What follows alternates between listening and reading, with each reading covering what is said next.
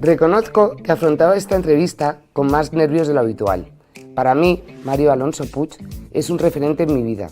Hablar con él me ha hecho ver que es todavía mejor de lo que pensaba. ¡Qué suerte tengo! Mario Alonso Puig, qué honor tenerte en este Chester conmigo. Bueno, qué ilusión estar contigo, Marta Barroso. No, pero de verdad que te admiro muchísimo. Muchas gracias. Me hace mucha ilusión estar contigo porque he leído tantos libros de ti. ¿Tú cómo te presentarías? Yo me presentaría fundamentalmente como un buscador. Un buscador que primero siguió la vía de la medicina para reducir el sufrimiento humano. Luego se dio cuenta de que el sufrimiento humano tenía distintas dimensiones. Estaba la dimensión física, lo que es la enfermedad y lo que es pasar por esa situación tan complicada. Me di cuenta de que había dimensiones más profundas, que había personas que las operabas, yo soy cirujano general y apatodigestivo, superaban su enfermedad y luego volvían a una situación de tristeza, de desesperanza, es decir, después del susto, se volvían a patrones previos, ¿no? Entonces empecé a ver que, bueno, la conversación tenía un impacto curioso en estas personas, como que les aliviaba de una carga más profunda que la física.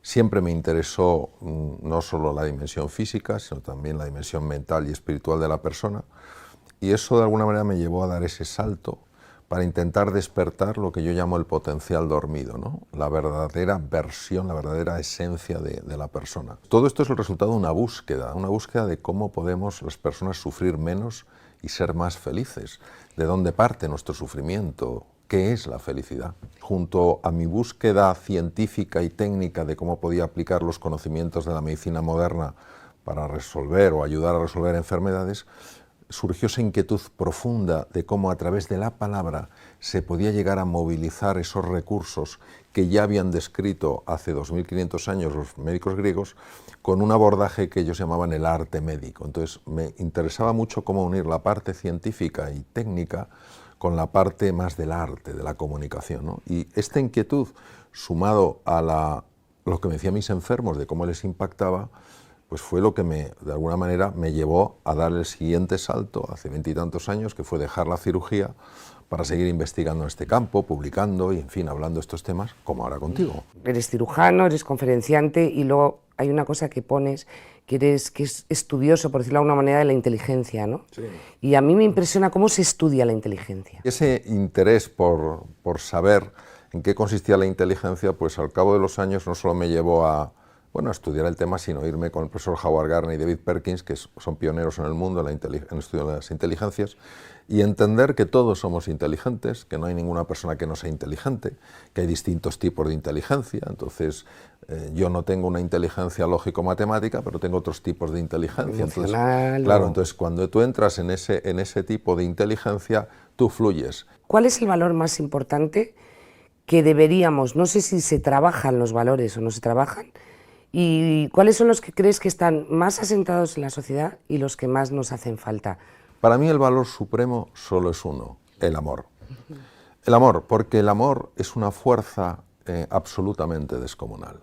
¿Por qué no vemos esa fuerza en acción? Porque el amor que muchas veces nosotros tenemos es un puro trueque.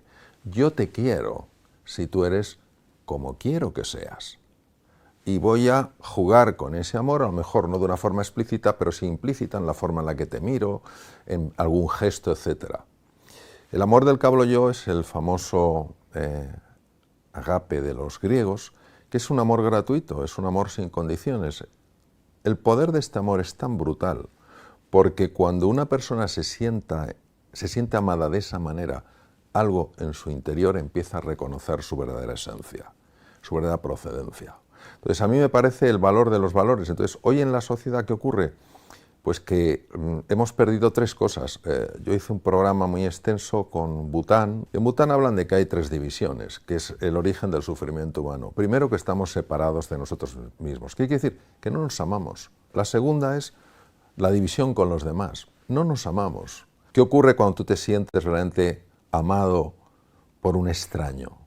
Y ese amor no tiene que ser que esa persona te quiera efectivamente, sino que te trate como si te quisiera. Pues algo en tu interior se abre. Y el tercer elemento es el amor a la naturaleza. No amamos a la naturaleza. usamos la naturaleza y a veces abusamos de la naturaleza. Y al final de nuestra vida, ¿en qué se nos va a examinar? No se nos va a examinar en los másters que tenemos, en los PhDs que tenemos, en las cosas que hemos hecho. Se nos va a examinar en el amor. ¿Has sido capaz de tratar a las personas con amor?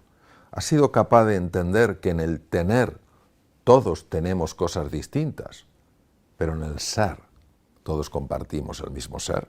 Tú, teniendo toda la base que tienes y todo el conocimiento que tienes, ¿cómo lo ejecutas dentro de ti? ¿Me explico?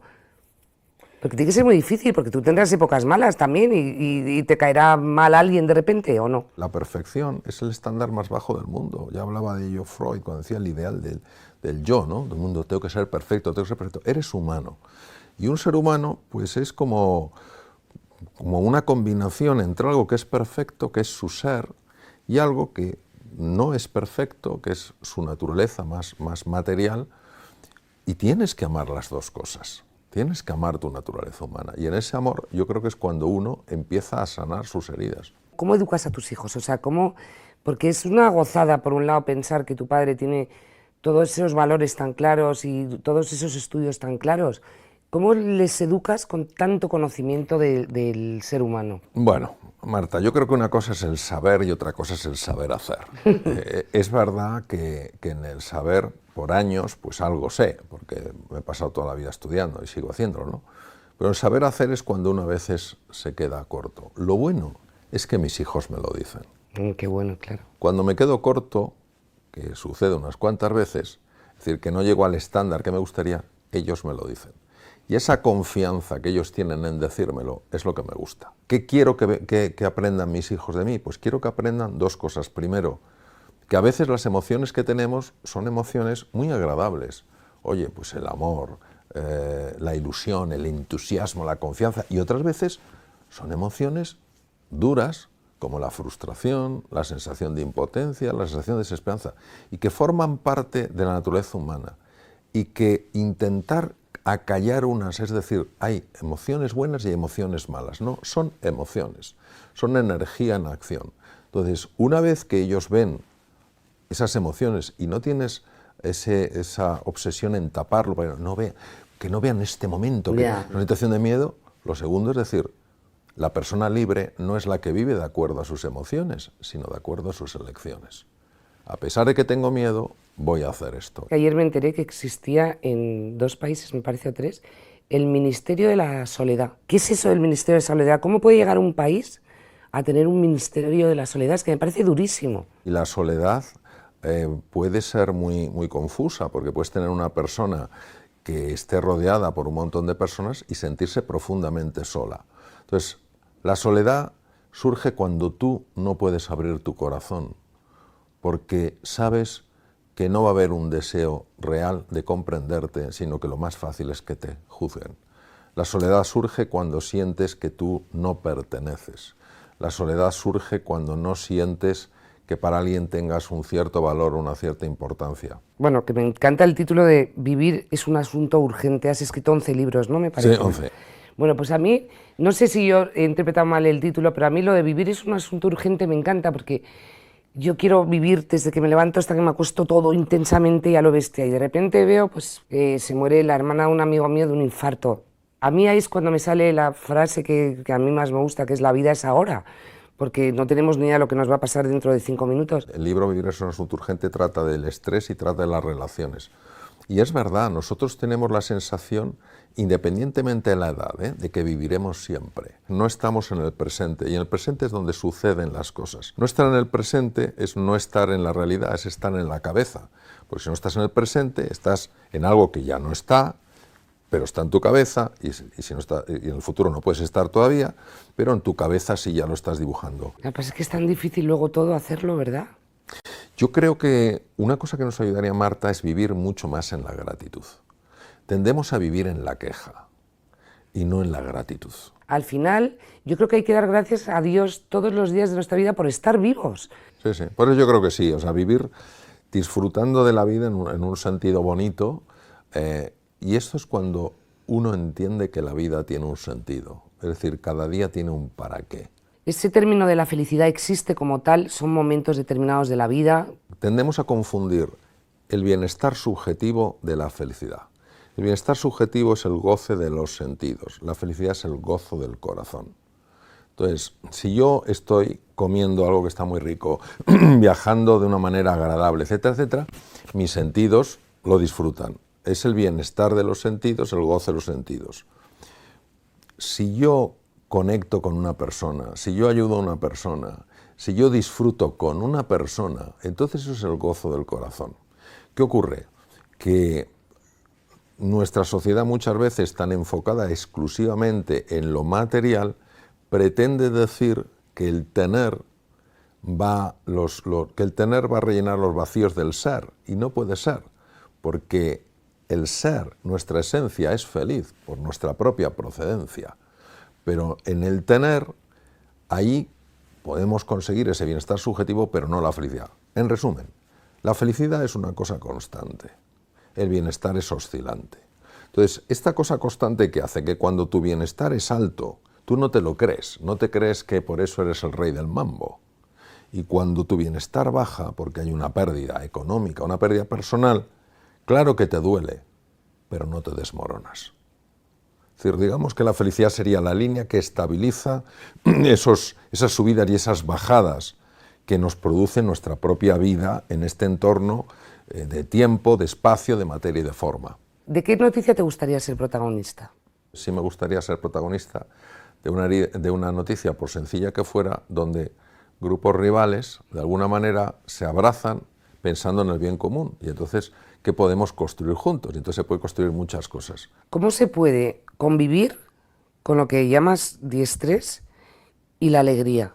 Son incompatibles el distrés y la alegría. El distrés es esto que nos agobia, esto que nos consume, y acaba, obviamente, como él demostró clarísimamente, acaba en enfermedad, acaba en depresión, acaba, etc. Entonces, el distrés no es compatible con la alegría, ni siquiera es compatible con la salud, no es compatible con la relación humana. Es muy difícil experimentar alegría si tú simultáneamente estás proyectando en el futuro un problema y tu incapacidad para resolverlo. ¿Y algún mensaje para la gente joven que ve la vida, no la ve tan, a lo mejor tan optimista como los podíamos ver nosotros en nuestra generación? Yo creo que la gente joven lo que quiere es lo mismo que queremos las personas adultas. Lo que quieren es tener una vida que valga la pena ser vivida. Y a veces el modelo que ven en nosotros los adultos no les convence con razón.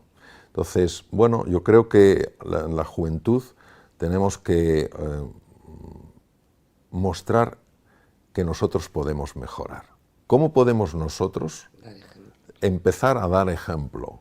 Porque ellos sí nos están mirando, sí nos están mirando. Entonces, creo que si de alguna manera buscamos dar ejemplo y recuperamos la importancia, los valores, por eso creo que este espacio es tan importante, los valores, aquello que orienta nuestra vida de una forma positiva. Cuando la gente joven esté menos confusa, ese talento que tienen, esas ganas que tienen de ser felices, eso va a aflorar. Hay una cosa que yo siempre les he dicho a mis hijos desde pequeños, quiero ver que para mí es el poder de la sonrisa. Tú ten en cuenta que nuestro cerebro está constantemente leyendo lo que hay en el rostro. Si tú estás sonriendo, en el fondo, ¿qué le estás transmitiendo? Todo está bien. Solo con eso ya empieza a cambiar el estado de ánimo. Imagínate si hay esa disposición diaria a sonreír. Bueno, pues ahí he acertado con los niños. Has acertado porque tú eres pura sonrisa. Tú eres pura sonrisa. Me ha encantado tenerte aquí, Mario, de verdad. Me quedaría contigo, vamos, hablando horas y horas. Muchas gracias por estar aquí. Gracias a ti, gracias.